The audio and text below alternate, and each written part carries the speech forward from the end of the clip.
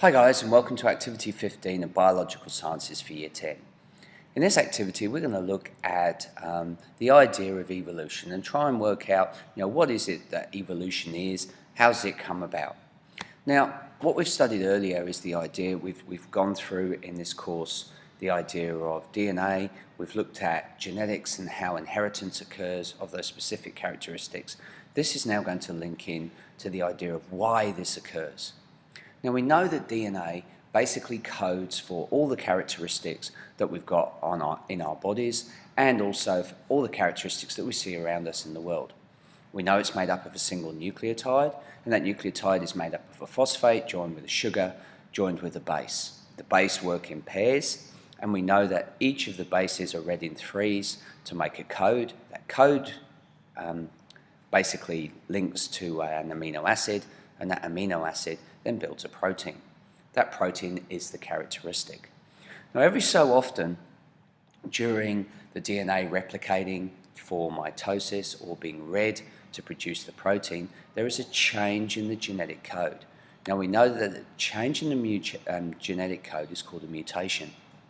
Now sometimes in nature that mutation may be expressed, or sometimes it's just going to be disguised, just sits there. Sometimes it's going to be so catastrophic the organism dies. Now, if we've got an environment which changes and the mutation causes a characteristic which is beneficial to that environment, then what happens is it will then be expressed in the chromosomes, which then causes it to be expressed as a characteristic.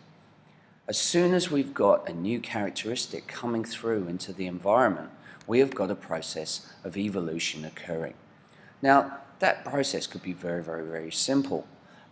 It could be the ability for your lungs to actually take in more oxygen when you run, which means now that we've got people who are surviving who have got bigger lungs. Now, if that organism is then going to mate and then cause new individuals with a similar sort of characteristic, over many, many generations, that characteristic will then become the dominant characteristic. All that's left over, or what originally existed, will actually be fizzled out until eventually it may not exist at all. Now, evolution can happen very, very simply, but more often than not, especially in larger organisms like ourselves, it's going to take many, many generations before we see a specific trait, a specific characteristic being changed and coming through as a dominant characteristic later on.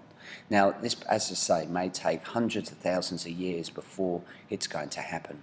So, basically what we're trying to say is that evolution is a result of slight changes in the genetic code, which nature has then expressed. As the environment changes, the result is that these mutations are more beneficial to those organisms, and then they become the dominant characteristic. With time, that dominant characteristic may fizzle out and a new mutation may take over as the environment changes.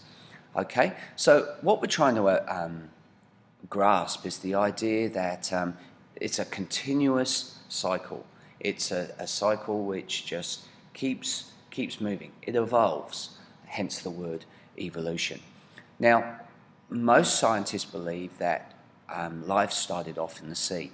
Now, when we think about the sea is a moving environment. Now, when the planet was first formed due to the Big Bang, we had all this water, we had all this heat, we had all this energy, we had all these free particles floating around, and we've got this idea that DNA somehow came together, got formed into a molecule which then allowed to spark life. Now, from the sea, we then had our small organisms, our unicellular organisms. And what tended to happen was one of those unicellular organisms mutated, got slightly bigger, and ate the other one. Its characteristics then passed on. And so forth and so on. We kept getting these mutations, one getting bigger than the other, eating the other, until eventually we got the rudimentary fish. From those rudimentary fish, things mutated, and then those fish began to move out of the sea onto the land, and we got our first form of amphibians. We've all seen things like lungfish where they've used their fins as like arms and legs and basically been able to walk out of the land. Then lungs began to form. That's our first form of amphibians. Then from the amphibians, we then got into our reptiles. From our reptiles, the birds and mammals are believed to actually have been established. So what we've got to continually understand is that evolution is this continuous process whereby we've got these mutations which are occurring. These mutations caused organisms to be able to exploit different areas of land and or different areas of the planet, and as a result, nature either said, yes, you can survive, or no, you can't. So I hope you found that useful. We're going to be looking at this idea of evolution and the evidence behind evolution through the rest of this course. Thanks for watching, and do check out some of the videos which I've posted on this course that will also enhance your understanding. Thanks for watching.